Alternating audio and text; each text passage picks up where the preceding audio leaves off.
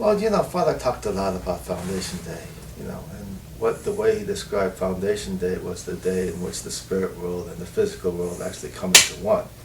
And when he's talking about coming into one, into union, he's actually talking about the spirit world and physical world actually coming to one, in the conjugal manner. Basically, all of spirit world and all of the physical world. God having that marital relationship with his creation. The problem with the way Foundation Day was conducted was it was a clearly contrary to the way Father was wanting Foundation Day to happen. Foundation Day was supposed to be the day in which the physical world and spirit world can unite, and where God can exert his direct dominion over the earth.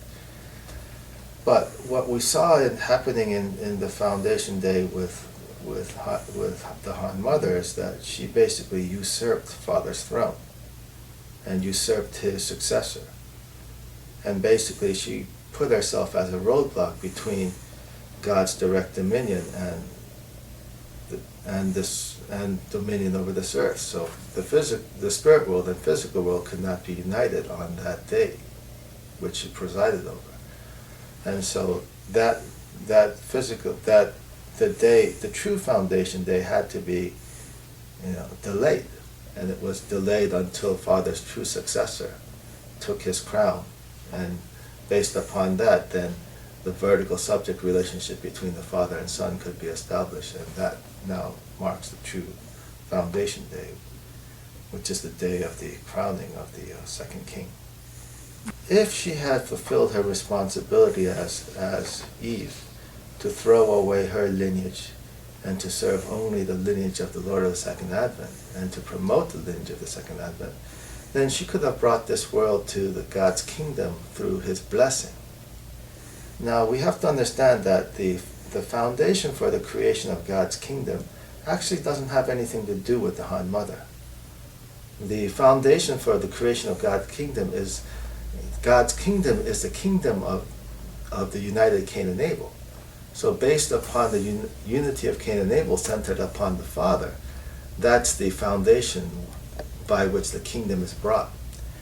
The role which Mother had was to pick which way God's kingdom would come, whether it would come through God's blessing or God's judgment. And the problem with the Han Mother is that she chose to bring the world to God's kingdom through God's judgment by rejecting Father's direction and Father's appointment of Moon Hyung-jin as the successor and heir to the office of true parent. Father crowned him 3 times in front of the whole world, twice in one day. And he made it clear that he would be his heir and successor, and he would inherit the entire foundation of the church. And that even Mother would basically be the object partner which would have to revolve around the second king. And so clearly, it's undisputable that he is the legitimate inheritor of Father's entire foundation and all of the church's properties. Declaration of the unity of Cain and Abel is basically the requirement for the coming of God's kingdom. It's fulfilling that very key providential role of elder brother and younger brother centered upon the will of the Father. And so, based on that, Father could declare that God's kingdom will come, because he had basically passed on his unity and understanding and love of God from himself to the next generation. And that's what Adam failed to do. He was unable to pass on that to his next generation. His next generations were taken by Satan. And Jesus Christ was successful in passing on spiritual salvation, but he was unable to pass that on to a direct descendant of his. And so Father is the first individual who actually was able to complete the transfer process of transferring God the mission which he had been given as the returning Lord, to pass that mission on to an apostle who was his son. And that's unique in history. Foundation Day was finally realized when the second king took his proper position and was crowned. So now the direct dominion has been established.